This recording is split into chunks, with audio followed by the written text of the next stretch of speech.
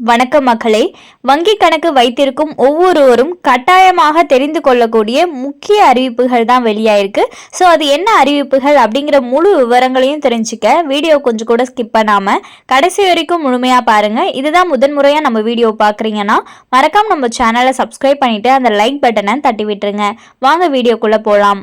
சேமிப்பு கணக்குகளில் ரொக்க பரிவர்த்தனைகளுக்கான வரம்புகள் மற்றும் விதிமுறைகள் குறித்து பொதுமக்கள் தெரிந்து கொள்வது அவசியம். மேலும் இந்த வரம்புகளை மீறினால் ஏற்படும் விளைவுகள் என்னென்ன என்பதை பார்க்கலாம். சேமிப்பு கணக்கில் பணத்தை வைத்திருப்பவர்கள் வரம்புகள் அல்லது ஒரு நாளில் அனுமதிக்கப்பட்ட பண பரிவர்த்தனைகள் எவ்வளவு என்று நீங்கள் எப்போதாவது யோசித்திருக்கிறீர்களா?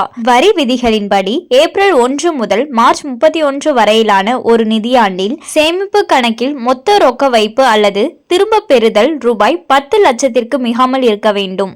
கூடுதலாக வருமான வரி சட்டத்தின் பிரிவு 269 ST ஒரு நபரை கட்டுப்படுத்துகிறது.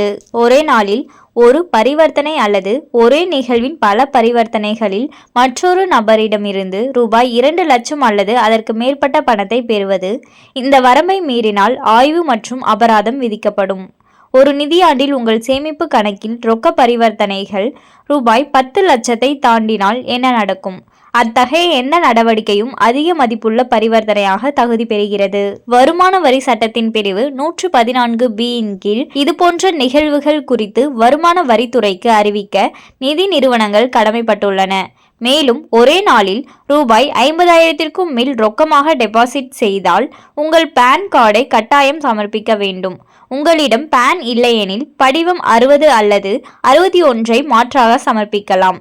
அதிக மதிப்புள்ள பரிவர்த்தனைகள் பல கணக்குகளில் பரவியிருந்தாலும் அவற்றை கண்காணித்து வருமான வரித்துறைக்கு வங்கிகள் புகார் அளிக்க வேண்டும். கணக்கு வைத்திருப்பவராக அனைத்து பண பரிவர்த்தனைகளும் முறையானவை மற்றும் ஆவணப்படுத்தப்பட்டவை என்பதை நீங்கள் உறுதி செய்ய வேண்டும். இந்த விதிமுறைகளை கடைபிடிக்க தவறினால் அபராதம் அல்லது அதிகாரிகளால் மேலும் விசாரணை ஏற்படலாம். அதிக மதிப்புள்ள பரிவர்த்தனைகள் தொடர்பாக வருமான வரித்துறையிடம் இருந்து நோட்டீஸ் வரும் பட்சத்தில் நிதி ஆதாரத்திற்கான போதுமான ஆதாரத்தை நீங்கள் அளிக்க வேண்டும்.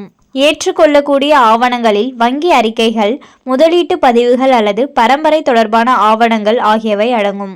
எப்படி தொடர்வது என்பது பற்றி உங்களுக்கு நிச்சயமற்றதாக இருந்தால் ஒரு தொழில்முறை வரி ஆலோசகரிடம் கலந்தாலோசிப்பது செயல்முறையின் மூலம் உங்களுக்கு வழிகாட்டும் மற்றும் சட்ட தேவைகளுக்கு இணங்குவதை உறுதி செய்யும். இந்த வழிகாட்டுதல்களை புரிந்து கொள்வதன் மூலம் தனிநபர்கள் தங்கள் நிதி நடவடிக்கைகளை பொறுப்புடன் நிர்வகிக்கலாம். மேலும் நீங்கள் வருமான வரி அதிகாரிகளுடன் தேவையற்ற சட்ட சிக்கல்களை தவிர்க்கலாம். மேலும் இது போன்ற அரசாங்கம் சார்ந்த அனைத்து அப்டேட்களையும் உடனுக்குடனே தெரிஞ்சுக்கணும்னு நினைச்சீங்கன்னா மறக்காம நம்ம சேனலை சப்ஸ்கிரைப் பண்ணி பக்கத்தில் இருக்க பெல் ஐக்கானை கிளிக் பண்ணி அதில் ஆளுங்கிற ஆப்ஷனை செட் பண்ணி வச்சுக்கோங்க.